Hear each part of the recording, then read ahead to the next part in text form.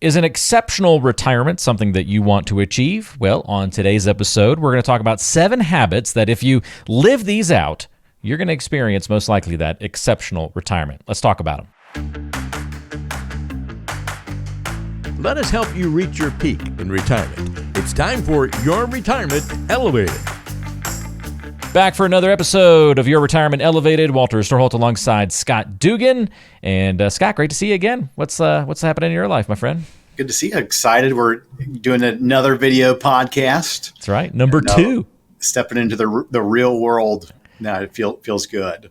Yeah, that's awesome. Have you started like bragging to all your friends that you're on a video podcast now, or you waiting until you get a little more experience under your feet before you start shooting links out to people? Yeah, we probably want to make sure I'm actually good at this first before. We'll see if because we have very fortunate. We've got very high listenership of the podcast, and a vast majority of our clients listen to it consistently. Yeah. And so if it starts to drop, I think we'll know the reason. It'll be all right if it drops, but then the YouTube numbers are going up because it just shows that they're just moving over to YouTube. So that's true. That's there true. You go. Thanks for buffering that. I love it. Well, one cool thing out of doing this, Scott's in shorts now. And I don't mean like physically you're in shorts, but Reels shorts, the little vertical videos, we've got those on YouTube. So you're going to be a TikTok star before you know it. I can hardly wait, even though I don't have any social media. Right at the top of your list of things to do. Right? Yeah, very high. Amazing. 2024 goals. Awesome. Well, hey, let's dive in, man. 7 habits to an exceptional retirement. Talk to us a little bit about why you think these things move the needle, and let's walk through them. Sure. Well, and I'm big on habits. There's a book by James Clear called Atomic Habits, and life-changing. I picked up so many things from that book. And the thing that really stood out is most of us, me included, our goal was the focus. Like I wanted to do X things, but really what James Clear talks about is it's the systems and habits that you set up will help you achieve the goal. So what do you have to do to achieve the goal? It's not the goal itself. And when we think about an exceptional retirement, it's a lot like, fitness. I had fitness goals for a long, long time. But until I had habits and systems instilled and put into place, then I started getting momentum. And so there's that. When I was starting into coaching a couple of years ago, actually just past 2 years, one of the things the coach talked about, he said, well, if your goal is to eat an apple a day for the next week, you better buy 7 apples on Sunday. And put them in the fridge. And every day, you better take one of those apples with you. For me, if it was your goal is to stop eating Oreos, you better not have Oreos in the house. Yes.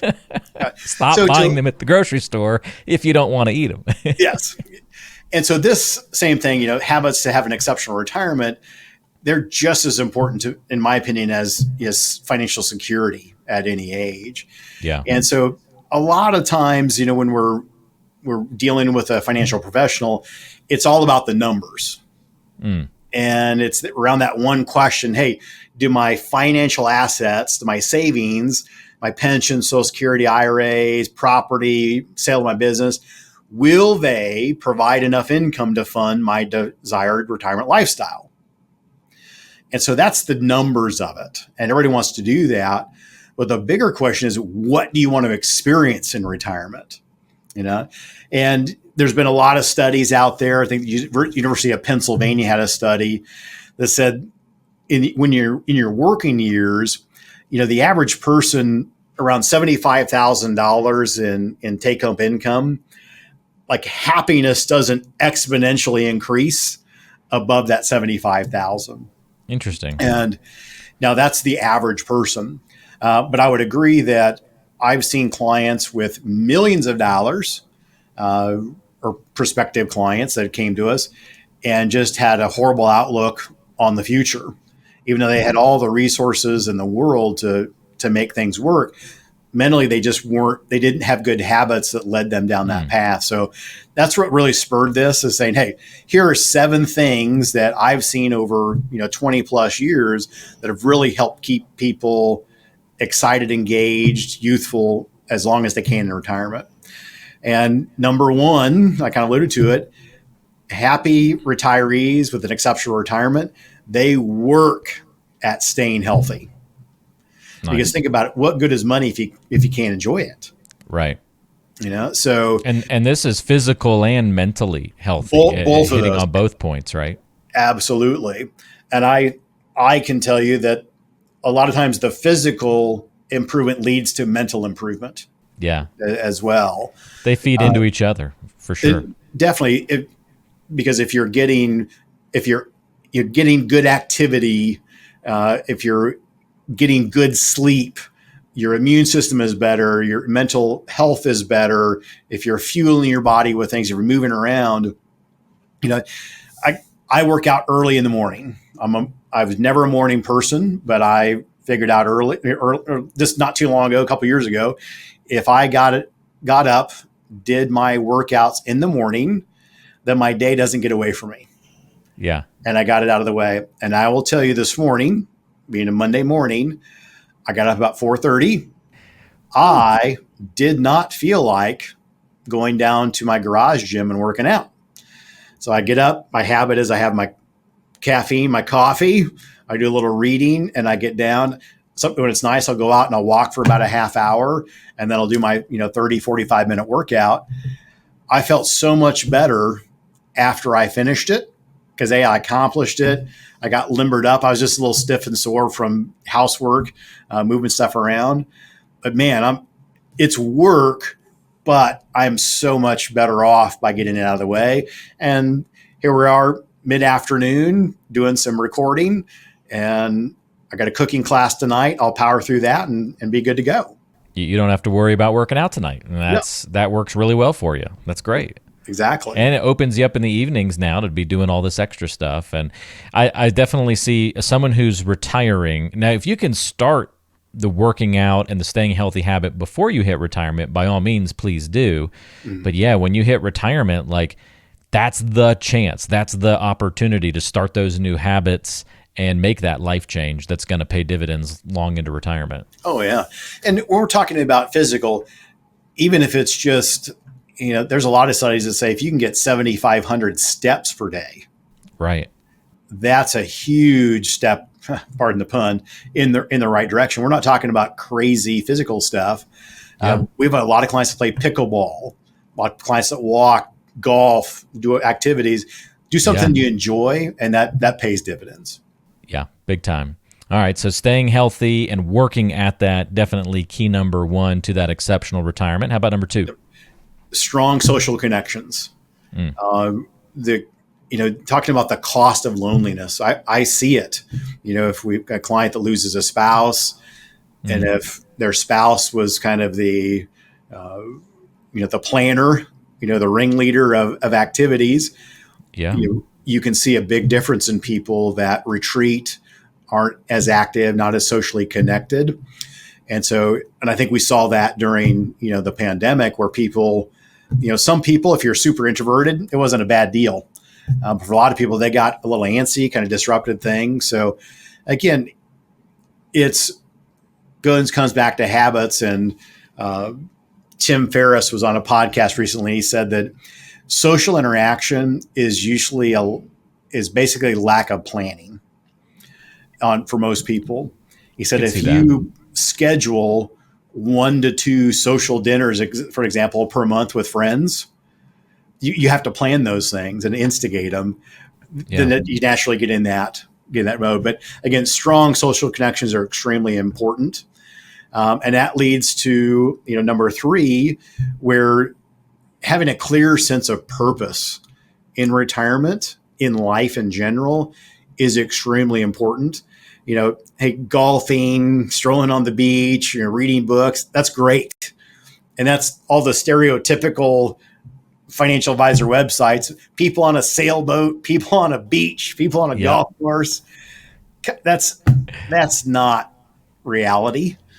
Those things are fun to do, They're but that's fun to not going to do. be your life-sustaining force through Yes. retirement. And so when we look at this, the statistics are saying that, most people, most retirees, I look at my notes here. It said that is a nationwide retirement institute survey shows that 97% of retirees with a strong sense of purpose reported happiness compared to 76% without.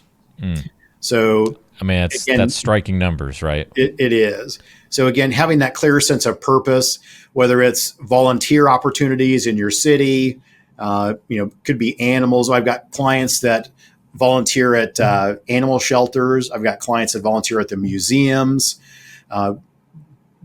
Being a mentor, in your previous profession, those are fantastic things to be able to do. And I think that, and number 4 is they never stop learning. And I think if in today's world, and this is a quote from Tony Robbins, he said, today's world, people that can learn, unlearn, and relearn new information are going to be the most successful. Because things are going so quickly. But just having that desire to go out and learn more, to improve ourselves, I think that curiosity, you've got to have a curious brain to do that. Yeah. And so I need to learn more about this unlearning thing. Well, let's think about in your, who thought that, when you and I started doing radio together years and years ago, that today we would be doing podcasting.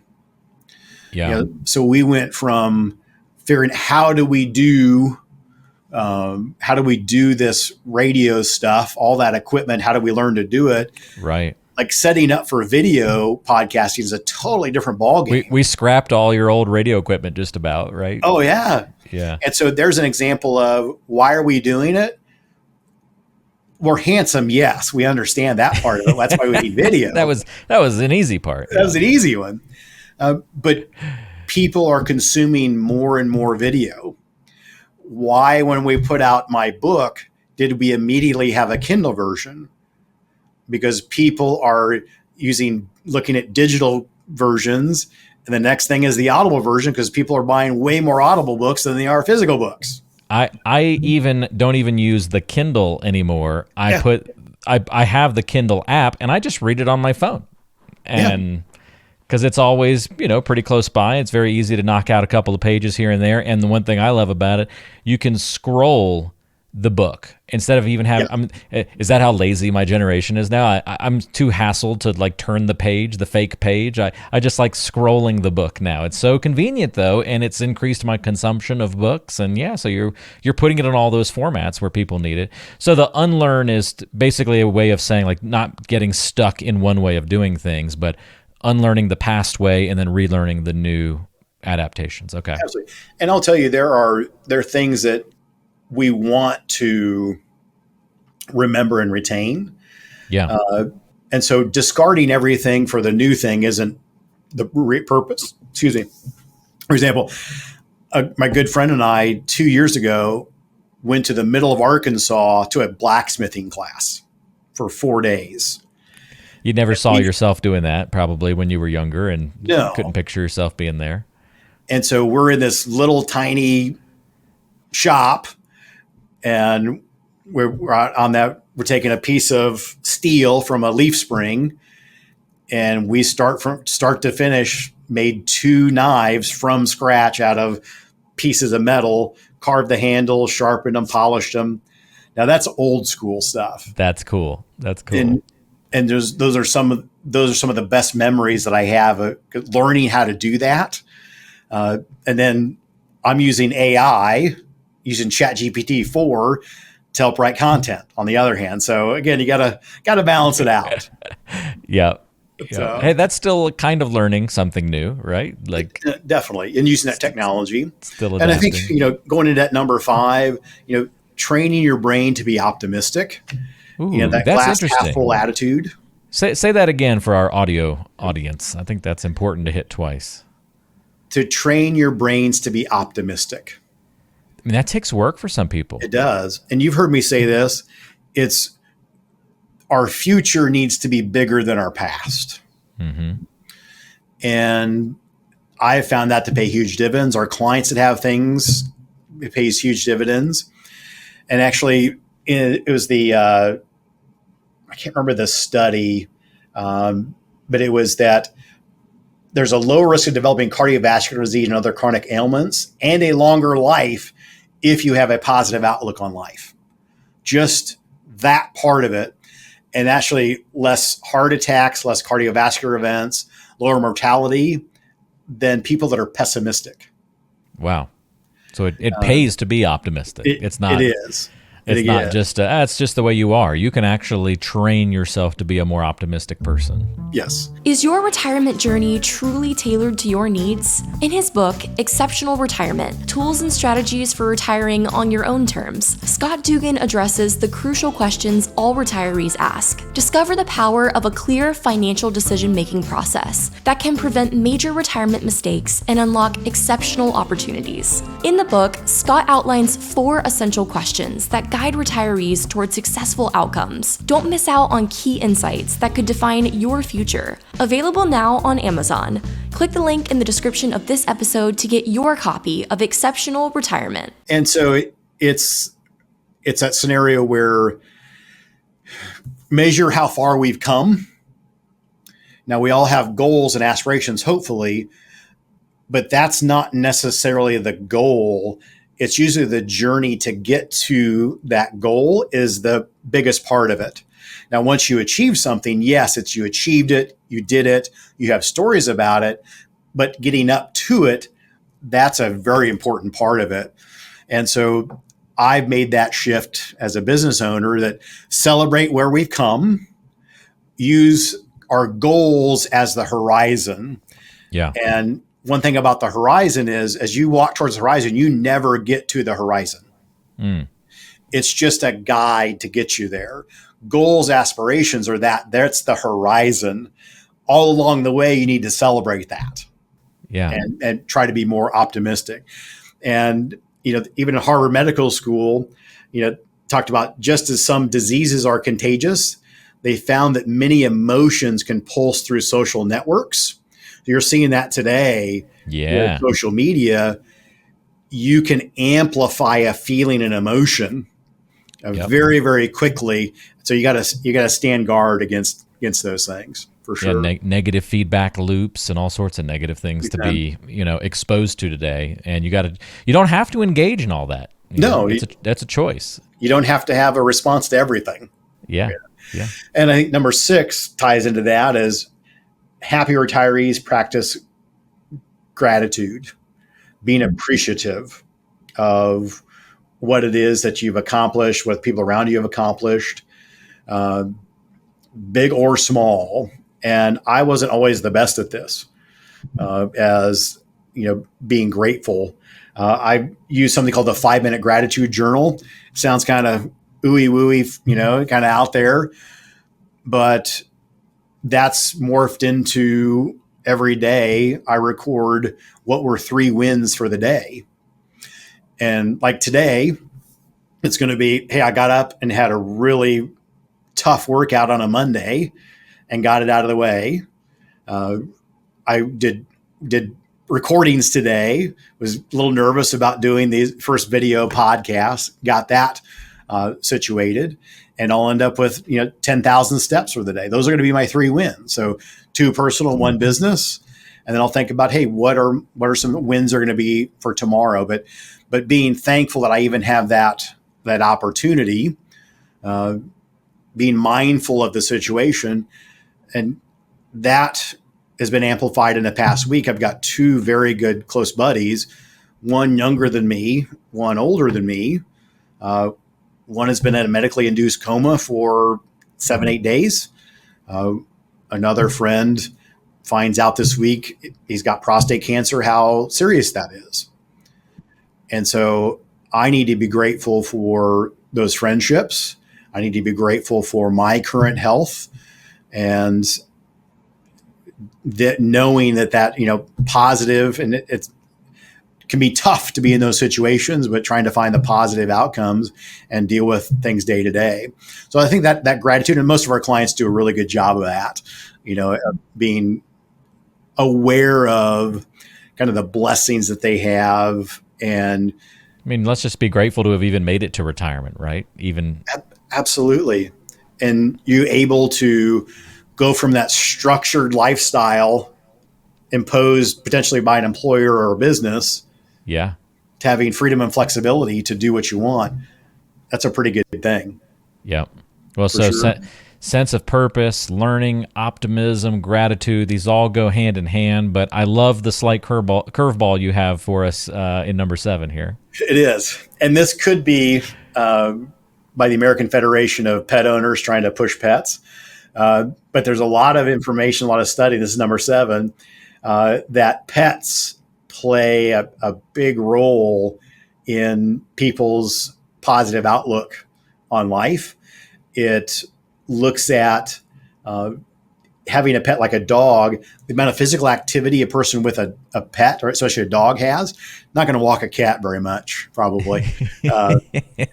But again, dogs seem to be the most impactful, from just a positive outlook, getting out there.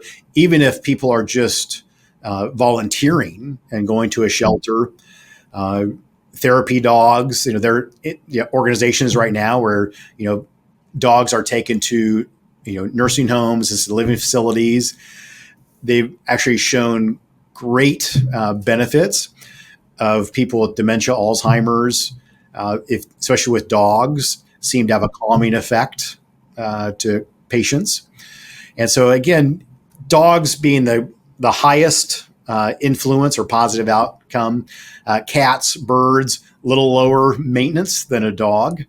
But again, I think it's shown, and I can tell you, I've got a lot of clients with pets, and some even bring them to our meetings. It's hilarious to see it. That's probably fun for you. Yeah.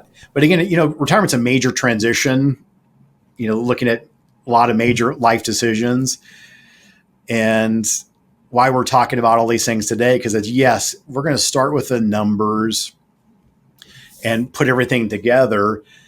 But really all financial planning is looking at what is your ideal situation in life. That could be an ideal day, ideal week, ideal vacation, ideal life. We've got to look at what's your current situation. What are your resources? What are your objectives? Planning is making sure that we keep in the forefront what your objectives are, what's your ideal situation. And all the planning is to support putting you in the right direction to experience that ideal situation. That's financial planning in a nutshell. And why we're not talking about the dollars and cents of it today, because we're fortunate to show gratitude. Our clients come to us being very good savers. They've amassed all the money they're probably going to need to get through retirement. It's just getting them confidence to take that step from their current situation to pursue their ideal situation. That's what we are so thankful that we get to guide people through that process. And that's why I chose to talk about these 7 habits of exceptional retirement that I think can go a long way to have a positive impact. Yeah, that's awesome. Really enjoyed the content today, Scott. And I'm just kind of chuckling because a dog basically covers also all of these habits and secrets to an exceptional retirement. I mean, what are dogs if not grateful to just be alive and for treats and for when you come home to see them? I can't think of a pessimistic dog. Maybe there's one out there, but they seem like they would be optimists, I would think. I would think. They're constantly learning. Where's the treat? Where's the ball? They're always willing to, go for a new game or something, it seems like. They have a clear sense of purpose, right? They're there to hang out with us and have fun and greet us at the door every day, all sorts of different reasons. So, yeah, and who has a stronger social connection than with that dog, right? Oh, absolutely. Their glasses are always completely full. Never completely full. Yeah, you don't have to worry about asking them half full or half empty. It's always just full completely. You're right. So there's a whole book right there. Let me get to work on that. I love it. Book number 3. There you go. You've got your idea now. So as you see, it's not just about the dollars. It's not just about the numbers. It's the softer side of planning is just as important. And if you are working with a broker, an advisor perhaps, who is not engaging in these kinds of conversations and this kind of planning, it might indicate something's missing to you. You might feel a little bit of that pessimistic feeling about your retirement, maybe because you're not covering all of these different elements in the planning process. That's something that Scott does with each and every client, making sure that no stone is left unturned. And you get there by talking about some of these kinds of subjects and talking about habits and planning for that softer side. So if you'd like to talk to Scott, it's very easy to do that. You can go to the phone and call him at 913-393-4724. You can go online to listentoscott.com. We've got more episodes there for you on the website, as well as great resources, or just check the description of today's show for all that you need. And you can have a conversation with Scott, the team at Elevated Retirement Group, and get on the track when it comes to your retirement future. Well, Scott, thank you for all the help and the guidance on the show today. Enjoyed the conversation with you, and we'll catch up again soon. Looking forward to the next one. All right. Don't forget, folks, you can subscribe on all your favorite audio apps to the podcast, but also, of course, on YouTube. Go to YouTube and look us up there and subscribe to the show, and you'll never miss an episode when we publish to that platform as well, since we're on video now. All right. We'll see everybody next time right back here on Your Retirement Elevated.